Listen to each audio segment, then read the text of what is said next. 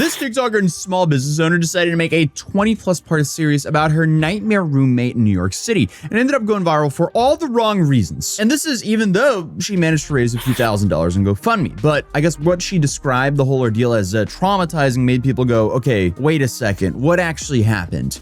And when people started figuring out what was actually happening, the backlash outweighed the support. And I guess ever since then, she's been laying low on her social media, especially now that her old roommate Marlon and her best friend have weighed in with posts of their own, recounting the experiences and essentially telling EK, the subject of today's video, that she really needs to start looking for a job. And that should apparently be a priority rather than running to social media. A sublet I met about a month ago made a 30-part TikTok series about me, and I want to address a few things. And this, honestly, from what I've seen of it, is a cautionary tale about oversharing online and how more often than not, it can actually lead to you really just hurting yourself more than anything. Because I guess you could argue, at least in the moment, it feels good to have people in your community, I guess, help you with some support and so on, but once your video breaches the containment zone into the World Wide Web, which videos inevitably do if they are potent enough, and you then risk the narrative being completely flipped. And there's a very real risk of that happening, and in this case, it absolutely did. And because of that, the narrative got 100% flipped. So now, essentially, a whole bunch of people are just dunking on her. Okay, so to go from the start, this all started back at the end of May, when EK, known online as Cozy Grocery, came online on her fire escape and announced that she's been blindsided by her roommate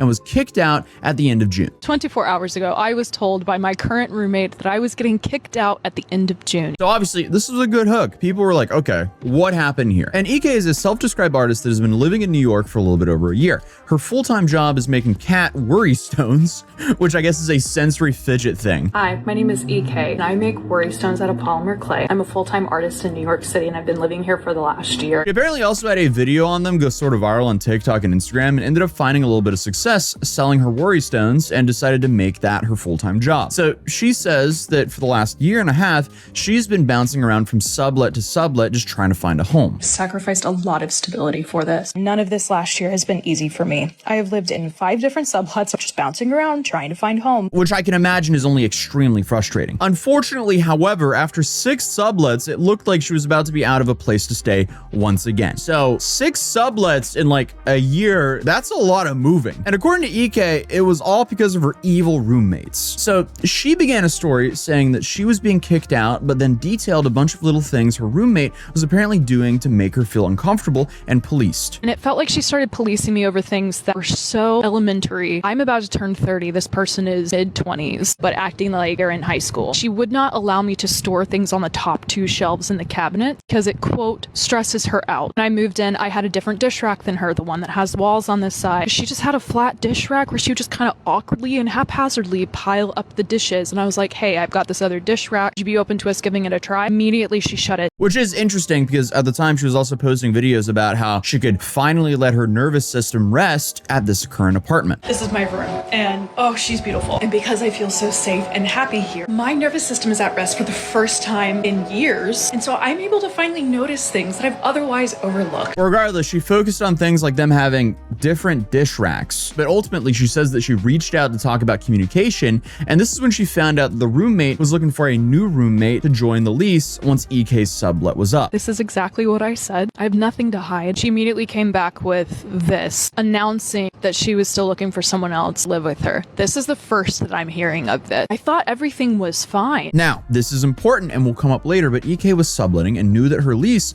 was up in June. She says there was a verbal agreement, but they would re-sign in July together, but ultimately, that's never a guarantee with being a sublet. At the end of the first video, she teases the fact that she spoke with the previous roommate that she replaced, and I guess it explains so much, and then announced that she would be dropping part 2 tomorrow. I got some tea from the girl who lived before me, and it gave so much context into some intuition that I had about my roommate, as well as what my role was in this scenario.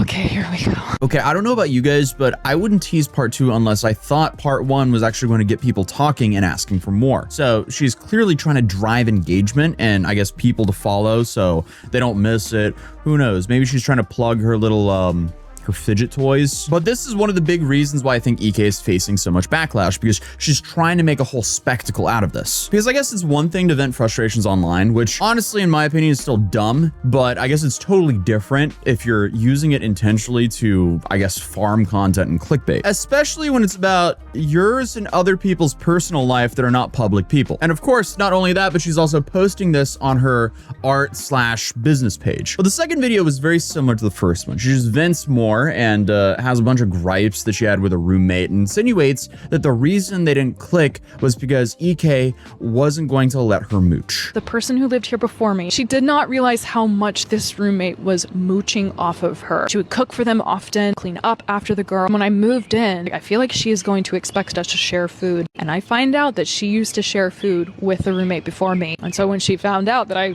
wasn't going to be sharing my food with her, I think that must have been when it shifted. Basically, she doesn't want to share food or do her roommate's dishes, which, I mean, I guess is fair, but also if you're hoping to get along and get a lease permanently, arguing over small stuff like that won't help you. Also, I feel like most people have had roommates before.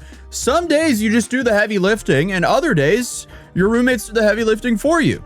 That's just life. Regardless, while EK has been sharing screenshots throughout these first two posts, they're mostly just regular roommate stuff. And I'm sure most people have had these awkward confrontations with roommates that don't see eye to eye, especially in any major city. It's like, are we for real? Did I do something that offended you? Because I really want to stay. I'm very happy here. But apparently part 3 is where EK actually starts to show the receipts of her roommates flip-flopping and on whether she's going to be moving out or not. And at this point, a lot of people are on her side. So I was like, when were you going to tell me this? Because until I texted you, this is the first time hearing about it. Funniest thing was her just being like, well, it's not set in stone. You know, I'm just looking. I was like, oh, but it has to be. It has to be set in stone. I could have been a week out from thinking that we were re-signing and, oh, surprise, actually not going to be living here anymore. I was like, I've been through this multiple times. I started looking for a new place in March. Because to be fair to her, if you were under the assumption that you were going to be re-signing, it would absolutely sting to find out that not only are you going to not re-sign, but you also have to find a new place to live, but also that your roommate straight up dislikes your personality enough to where you have to vacate after a month. So does it warrant bringing all this online? I don't know. I don't think so. But things start getting a little murky in the text when the roommate starts offering for EK to stay, and instead she'll leave and find both a new roommate and also a new apartment. You and said she thought you were cool. I get this text. What if you stay instead and I leave? I was so shocked at how quickly she folded. Okay, so what's going on here then? Regardless, unfortunately, EK continues talking about her roommate's toxic behavior, again, insinuating that she's unhealed and that's why she's acting the way that she is. Also, I hate when people just use therapy speak to like try to find some sort of moral high ground with people. It's just so disgusting. And I want a big life, and I know I will have it because I know I am light. I am love incarnate. We all have the capacity and the ability to have that. This person has the capacity and the ability to do that if she does the work. Accept a lot of from your past, accept it about yourself, be very kind to yourself. This is such a strange, unfounded diagnosis of a girl that I guess she's been sharing a kitchen and living room with for like, what, 40 days? This just reeks of narcissism. Well, the video ends with a lot of EK patting herself on the back and dropping some girl boss quotes like, you messed with the wrong in the wrong era. Again, reeks of narcissism. I am so powerful and magnetic, and I have been told by too many people that I'm not and that I don't deserve to take up space. I don't deserve to eat. I deserve to eat. And I ate. I didn't do anything to her. She dug this grave for herself. You started the morning saying that you were talking to 3 different people about signing the lease with you, and now you are the one moving out. That's karma. I'm your karma for over your last roommate. You messed with the wrong in the wrong era. Imagine you just don't want to live with someone and then they start posting your texts and quoting dramatic lyrics as content on their work page. What? I mean, this would cause anyone to scramble to find some new living situation, whether she gets to stay or ends up leaving. You just don't want to be around this kind of person. But I guess over the next multiple videos, EK continued sharing texts where she says that her roommate continues to flip-flop and drag her feet, sending photos and so on and so on. Over this last week, I've been waiting for her to send photos of her room so I can make a post and look for my own roommate. She said that she would texted her yesterday asking when she was going to send the photos. Yesterday was Wednesday. She said, I'll send them on Monday. I'm like, it's like 3 photos. Why is it going to take you the entire weekend? And didn't give me a good answer. And I was like, that's sus. Maybe she is still looking for a roommate to fill my room here. She wanted to talk in person. I said no. I'm not comfortable with that, and I have every right to say no. So she sends this text. Just so we're clear, my plans aren't finalized yet. And if I stay, we're not renewing. Like, no shit. Okay, remember, like, this roommate is the one on the lease, so it's ultimately her choice what happens. But EK remains firm in her opinion that the roommate is doing this intentionally to F with her peace. What?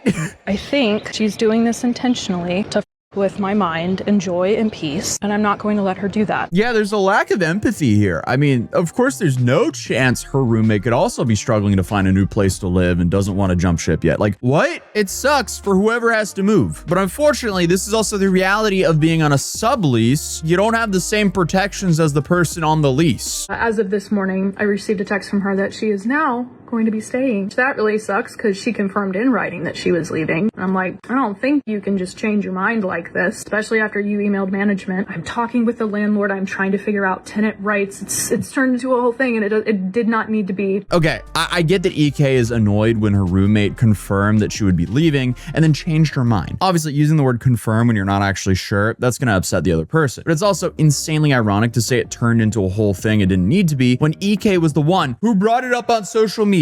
But keep in mind, all of this has happened within a week or so. Like, it wasn't a month of the roommate going back and forth. It was potentially, what, like 10 days or something like that? This is still June 8th, meaning EK has the rest of the month to try and figure things out. And of course, days go by, but the arguments that EK continues to showcase are more about them communicating. Said that I was too stern in my text, and I was like, how? Because I am just talking logistics. She's wanting to have some heart to heart, be vulnerable as a woman. I'm just asking for photos so I can make a listing. I think she's doing this intentionally. Okay, I think it's time to start looking for a new living situation. Like, put down TikTok and open Zillow or something. Obviously, I don't blame this girl for trying to avoid texting EK considering she's posting all of their screenshots online. What? But finally, on June 15th, it was decided that EK was going to be the one to stay if she qualified. And I've heard from the landlord, not her, that she is now leaving once again, and I have 24 hours to find a new roommate to take her place in order to keep the place for myself. And I guess everything really popped off when EK found a new roommate and applied for the lease herself instead as a subletter. And this is when everything really hit the fan. Landlord now for the last 48 hours because they were like, you need to find a roommate in less than 24 hours, or you need to find a personal guarantor in order for you to keep the place for yourself. And I'm like, you didn't even let me know 2 weeks ago if I was going to be able to stay or not. And I've just been sitting here emailing y'all every day trying to get a response on things. And now y'all want to be rushed. And so I did the impossible. I found a roommate in less than 24 hours. I interviewed one person through FaceTime and just trusted my gut. She submitted her stuff and they were like, okay, we need you to resubmit. I was like, why? I submitted 2 months ago and y'all approved me. So I submit and they're now like, you guys make under the income that you need. And I'm like, what the do you mean? I did the math. We make over the amount. Also, I've been here for 2 months and I've been paying rent on time. That should amount for something. Turns out the landlord was raising the rent and EK didn't have the income to qualify. I'm on the brink of losing my housing and I don't know what to do anymore. And I was given 24 hours to find a new roommate and I wound up finding someone, which was really great. I warned her up front that leave if this is too much. The drama has been stupid. She did wind up backing out and I reassured her. I was like, there are no hard feelings. I don't wish this stress on anyone. I'm now facing this final week by myself. I don't know what I'm going to do. Okay, I'm not going to knock her hustle because I have a whole bunch of friends who make income in very oddball ways, but sporadically making polymer clay cats, that might not consistently bring in enough money the way a regular day job does to qualify for a lease in one of the most expensive cities in the world. Yeah. And I guess a lot of people were also clowning EK at this point for quoting Mondami's Nick speech about New Yorkers having their backs up against the wall, but seemingly refusing to get a job beyond her art. I don't have like all of the words memorized, but he was like, what is New York if not your back is up against the wall, your dream just out of reach, unsure how you'll make your next rent payment, and looking at those 99.6% odds that are against you and smiling because in that 0.4% New Yorkers find a way. And obviously the art thing is cool, but if you can't afford to provide yourself in the city you want to live in, you need to find a job to where you can at least have a baseline and then you can work on your art on the side and hopefully that income will outpace your job and then you can fully rely on that. But until then, you're just going to be torturing yourself by jumping jumping from sublease to sublease. But people are also pointing out the fact that she's a transplant crying about the very common experience of struggling to find stable housing in New York. Because again, New York is like one of the most expensive cities in the world. It is a massive privilege to be able to live there, especially in a good area there. And very few people actually have the income to be able to do so comfortably. But regardless, EK made a GoFundMe so she could pay the total rent herself if it came to that, and ended up making a few $1,000s before she closed it. A few days ago, I wound up starting a GoFundMe to help raise money and try to get the apartment to myself for a month, like to buy me time. I pay that rent and the security deposit, and I may have to pay for a guarantor, and it's a lot of money that I don't have because I've had a roommate, and so I'm not paying that much. But I guess once viewers found out that she was asking for people to crowdfund her rent while she didn't actually work, the backlash really started hitting. And this is also when the roommate Marlon herself spoke out about this in 2 videos, basically just making fun of the situation and telling EK that she doesn't owe her anything. A sublet I met about a month ago made a 30-part TikTok series about me, and I want to address a few things.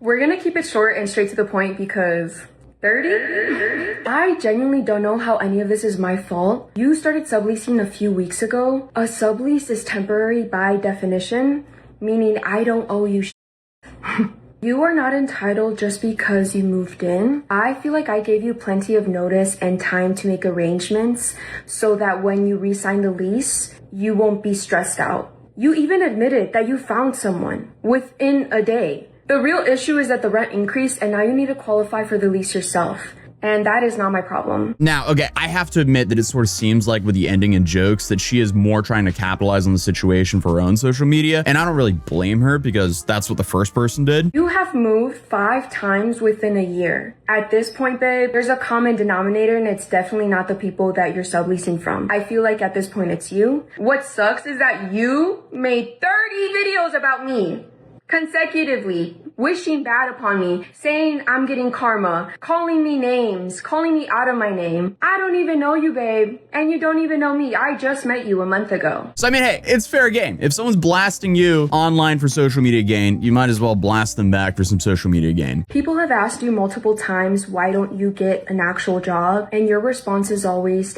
I'm an artist. There is plenty of artists in New York City that still have regular jobs, because they know rent needs to be paid at the end of the day. And instead of finding a job, you decide to basically scream, call me out of my name, say that I am a nightmare roommate, blaming me for not wanting to re-sign the lease with you, which is crazy. I feel like if you started a GoFundMe that said, I can't afford rent right now, that's one thing. But because you switched the narrative and basically stated you are trapped in a traumatized, abusive situation with your roommate because I'm choosing to leave is completely different. And not to mention, I mean, she is correct by saying sublets are temporary by definition, and she doesn't owe EK anything since, you know, she's not on the lease. But this doesn't invalidate the fact that she did flip-flop in the screenshots, and she doesn't seem to want to address that. Like telling someone that they have to leave and then changing your mind and going, actually, you stay, actually, no, I'm leaving. I mean, that would be infuriating to anyone. But then things got even worse when Marlon's friend made her own video about the whole situation that was more or less a dunk fest on EK. A 30-year-old woman has been having a public meltdown on TikTok for a month because my best friend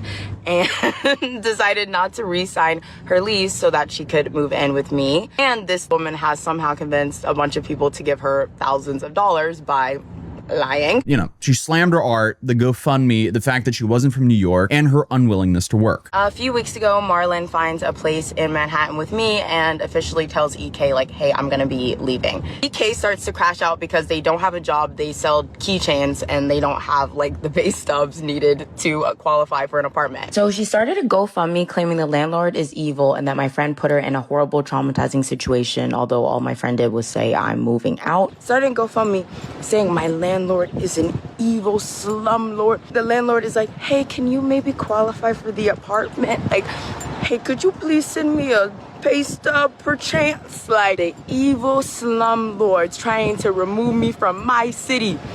Your city?